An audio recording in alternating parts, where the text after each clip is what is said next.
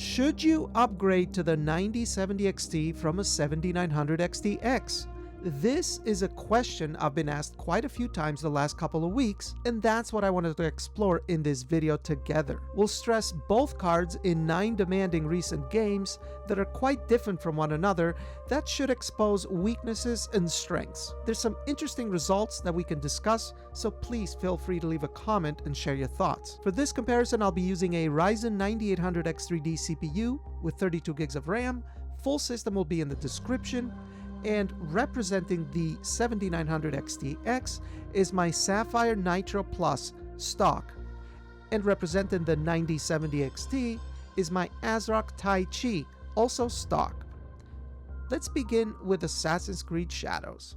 The target resolution for the video will be 4K because again, we're trying to stress test these GPUs and put as much load as we can into them.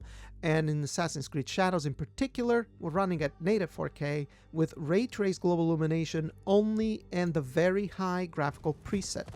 I wanted to begin by looking at a little bit of gameplay here, and we're essentially traveling from point A to point B through the countryside, and then at the end of the run, we compare our averages and 1% lows. And it looks like the 7900 XTX is a little bit faster here than the 9070 XT, averaging 49 FPS versus 46 FPS on the 9070 XT. And then for the 1% lows, the XTX has 40 FPS versus 37 FPS on the 9070 XT. So not a very big difference, but the XTX is technically a little bit faster here, even though we are using ray tracing. Now, this game, I would say, is a very good example of ray traced global illumination, especially. It can be very transformative, and overall the game actually runs pretty good. I mean, we have a very nice looking frame time. 1% lows versus average are very tight. It's kind of what you want to see. I would say overall this is a pretty good PC port, but the performance in this game can actually vary quite a bit depending on the time of day. And even though I try to make the run as identical as I could, let's take a look at the built-in benchmark just to verify. Alright, so we're looking at the built-in benchmark here, same exact settings, same resolution, and again, the 7900 XTX appears to be a little bit faster by very similar margin actually. If we compare the end results, the XTX averages 51 FPS versus 48 FPS on the 9070 XT, and for 1% lows it's 43 FPS on the XTX versus 40 FPS on the 9070 XT. Sometimes you get built-in benchmarks that are not really all that representative of the actual game, but I would say in Assassin's Creed Shadows, it's pretty representative. Although I've seen some areas, usually during dusk, where performance can drop quite a bit. It's kind of strange. You would think during the day it would be more demanding. Now, one cool thing about this game too, though, is that it actually runs really well on AMD GPUs when compared to NVIDIA ones. For example, if we compare my 7900 XTX on the left with the RTX 4090 on the right, same settings, native 4K, RTGI, and the very high graphical preset, we average 51 FPS on the 7900 XTX versus 57 FPS on the 4090. And 1% lows, 43 FPS on the XTX versus 46 on the 4090. So yeah, very close performance here as well. And this game does have a bit of an advantage on AMD GPUs. I don't know if it's the engine or whatever it is, but it is what it is. And overall, I would still say that the game runs really well on all the GPUs that I've tested. Even some of my older ones, like a 6800 XT, you can run the game at 4K with some tweaks, and it looks and runs pretty good. But yeah, Assassin's Creed Shadows, the XTX is faster than the 9070 XT.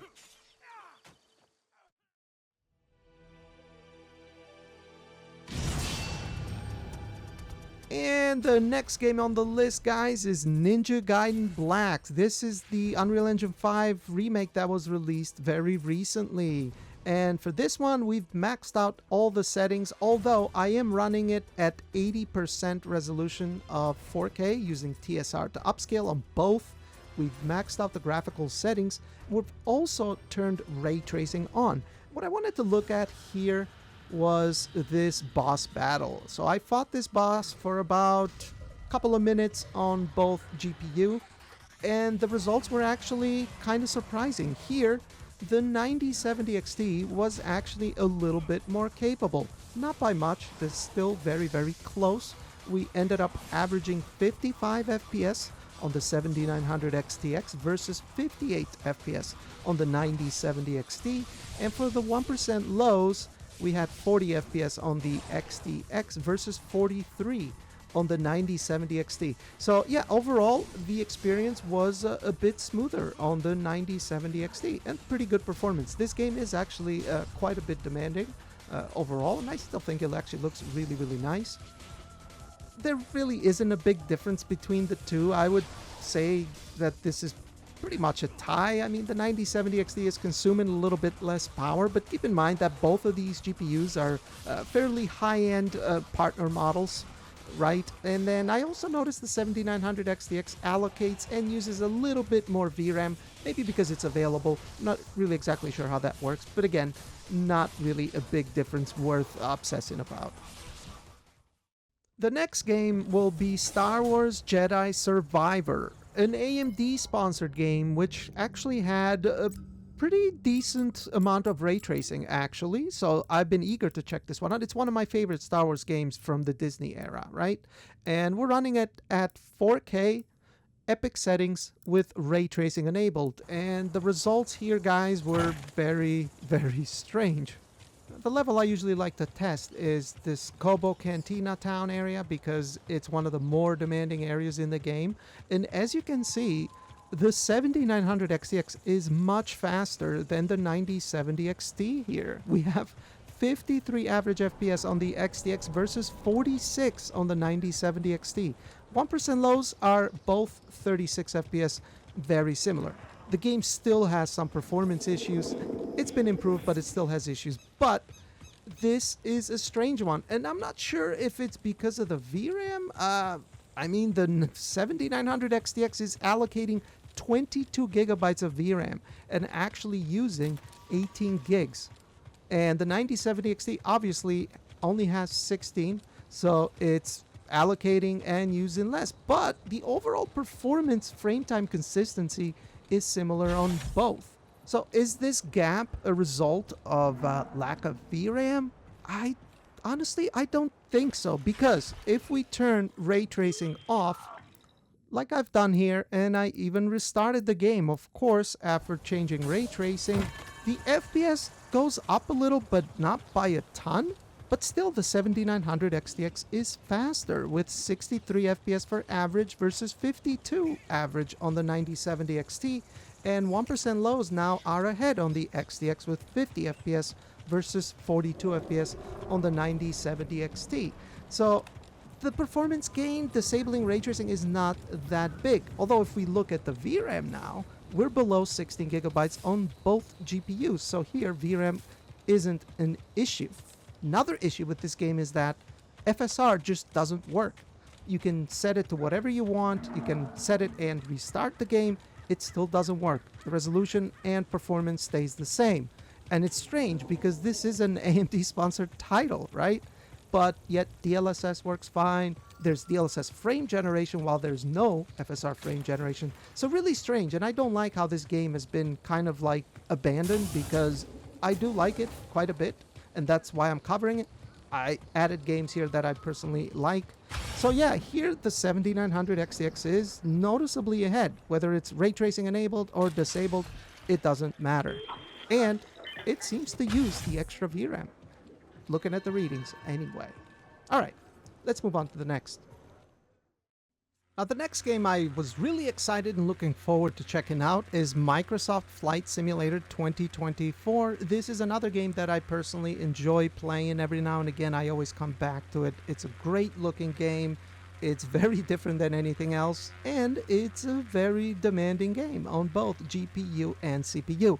And here is where we ran into a bit of an issue. Now, the settings target, again, was 4K here with TAA and the ultra graphical preset. So this isn't everything maxed out, but it's fairly close to it. It also enables ray trace shadows as well. And if we look at the 7900 XTX, it actually does fairly well. It's close to 50 FPS. The frame time is actually pretty decent, and we're flying over Tokyo here with scattered clouds. So pretty decent setup. Game looks great. I think it runs great. I think even though it's not close to 60, it's close enough. Now, if we swap over to the 9070 XT, we're using the same exact settings, 4K, TAA, with the ultra graphical preset. And already the game looks pretty choppy. I mean, look at that. And we're only getting 12 FPS. And this is clear sign that we're running out of VRAM. You can see GPU utilization is at 100%, but it's only consuming like 150 watts. That is a sign of running out of VRAM if the frame rate and frame time wasn't enough. But yeah, this is really, really bad. We're definitely going to have to make some tweaks. So let's try to see if we can minimize the VRAM cost. I'm still going to aim for 4K native, by the way, but I've gone into the settings and all I did was change texture resolution from ultra to medium and object level of detail from 200 to 100. We've made similar videos in this channel where we looked at the 3080 Ti with 12 gigs of VRAM. And you still can play at 4K, but you have to make some settings tweaks if necessary. And I don't personally think that's really that big of a deal because as you can see, the game still looks good. But if we compare it to the 7900 XTX now, well, they're actually very close in FPS because the 9070 XT is not running out of VRAM anymore. And you can clearly see on the left with the 7900 XTX, we're averaging 46 FPS with 30 FPS 1% lows. The 7900 XTX is running with the ultra graphical preset, by the way. And you can see that it's allocating close to 20 gigs of VRAM and climbing and actually using 16 gigabytes, a little bit more now. And that made sense why the 9070 XT was collapsing. But since we made a couple settings tweaks on the 9070 XT, now we're averaging 43 FPS, and for 1% lows we have 34 FPS. And I would say overall, both GPUs are actually very, very comparable. There's only a couple FPS difference between the two. I would consider this to be an equivalent experience in performance, although technically the XTX has an image quality advantage because it's running with the ultra textures and higher object detail than the 9070 XT. Now, can you tell at a glance? I really can't, but it's worth mentioning that, yeah, that 16 gigs of VRAM can be a bit limiting versus having 24, of course. The next game I wanted to take a look at is Atomfall. So this one just released and it's been fairly well received, kind of like a Fallout type of game, first-person mode, RPG elements, open world, and of course we're running the game at 4K native with the ultra graphical preset, 100% resolution scale, and this is kind of an odd one as well. And I believe this uses a proprietary engine, but here the 7900 XTX is actually quite a bit faster than the 9070 XT. This is all rasterization, by the way. We end up averaging 120 FPS on the 7900 XTX versus only 96 on the 9070 XT. That's quite a difference on average. And that carries over to the 1% lows as well, with 90 FPS on the 7900 XTX, very smooth, versus 75 FPS for the 1% lows on the 9070 XT. So yeah, this is another game where the 7900 XTX has a very noticeable advantage. There's really no modern tech in this game, no DLSS or FSR or anything like that, and the aliasing can be doesn't look the best, but I think overall the image actually looks pretty good. I mean, the game looks quite immersive, and it's very interesting. I would definitely check this out. It's on Game Pass PC if you're curious. I think it's worth a look anyway. But yeah, the XTX wins.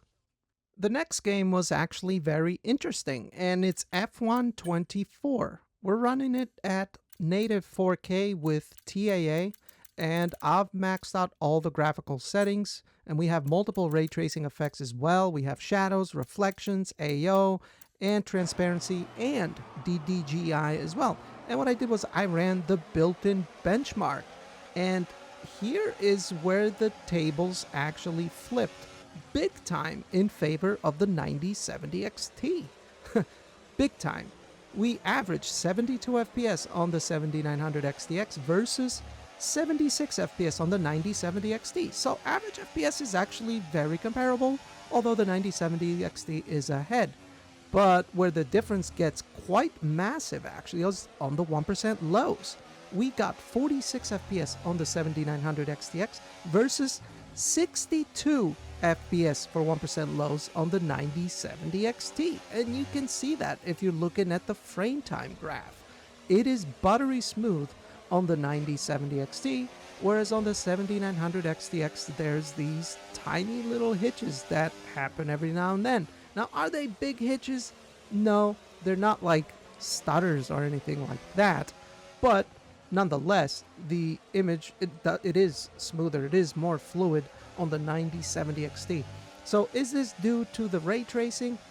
Not really sure. Honestly, I didn't run it without the ray tracing because both GPUs are very capable and should be able to run the ray tracing just fine. And as you can tell, FPS-wise, they both do, actually, very comparable. But this is one game where the 9070 XT clearly has a noticeable advantage in smoothness, which is quite impressive, actually. And to quickly show you guys the benchmark results, this is the results for the 7900 XTX. You guys can pause to look at them if you want. And this is the results for the 9070 XT benchmark. Let's take a look at our next game because this one is actually interesting as well. This next game is going to be another racing game, Forza Motorsport 8. And this is a game that I always go back to and get a few races in. For whatever reason, it just clicks with me. And it's got a few updates over the years when we're running it at 4K. And it's the only game where I actually used FSR quality because they've added quite a bit of ray tracing. And we also have a VRAM indicator at the bottom right there that's telling us that we're good essentially, but we have our ray trace illumination, shadows, and reflections. And I'd say overall the game actually looks pretty good. So yeah, on the 9070 XT things look pretty good. We're about to start a race, and right when we're about to get going, bam, we get a message from the game and it says VRAM required by the selected video setting is greater than that available, which is interesting because in the settings it said that it was only using 10 gigabytes. But will this matter while racing? Well, let's pit the two GPUs together, and yes, it does, guys. It does matter because on the 9070 XT side on the right, we keep getting a hitch every now and then. And if we look at the average FPS between the two GPUs, well, they're identical. 63 FPS on the 7900 XTX versus 63 FPS on the 9070 XT. That checks out. But the 1% lows, it's a disaster.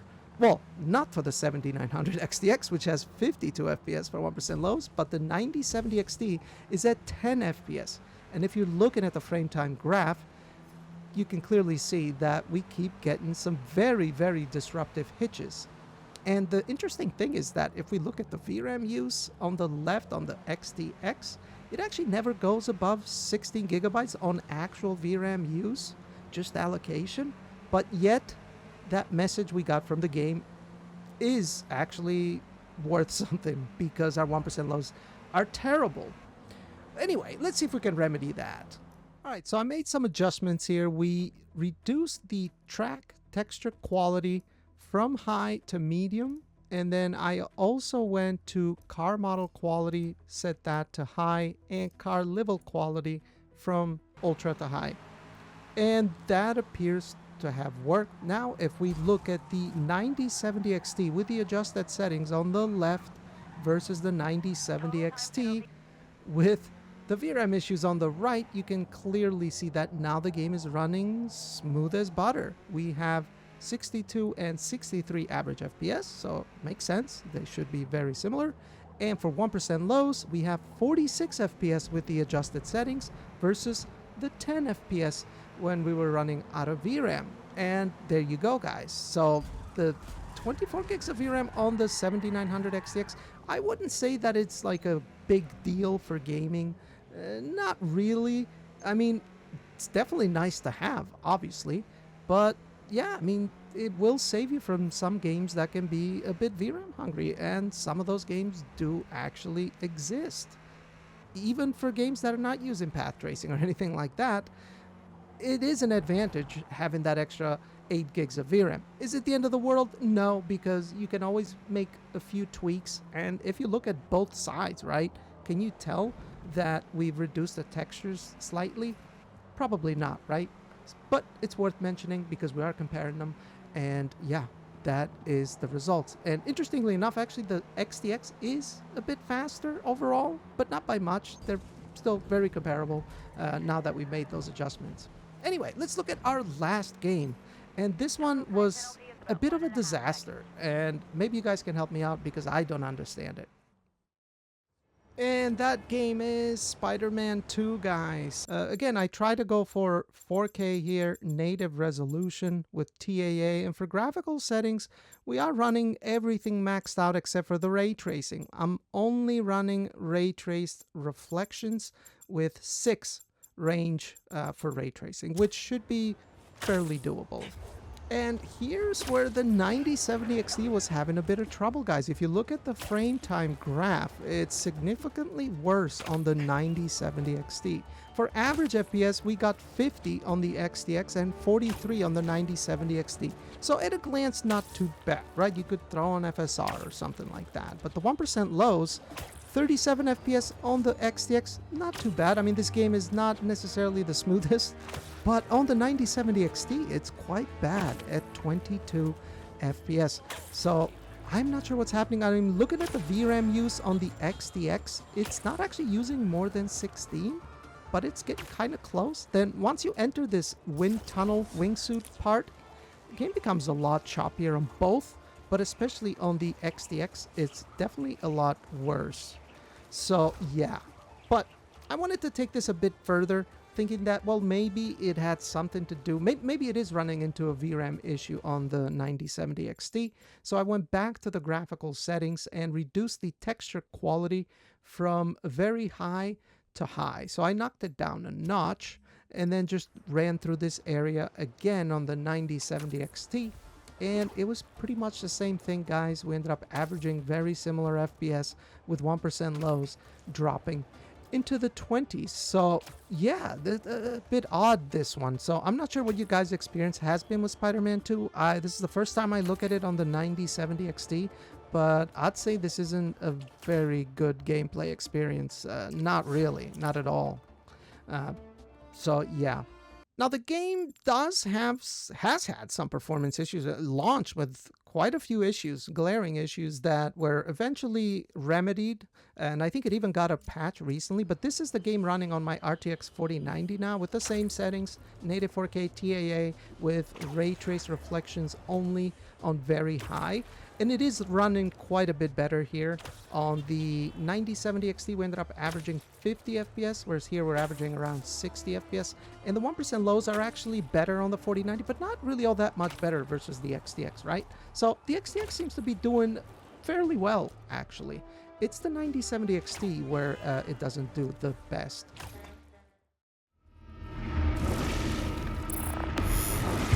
In conclusion then, the question that motivated this video from you guys was, is upgrading to the 9070 XT from a 7900 XTX worth it?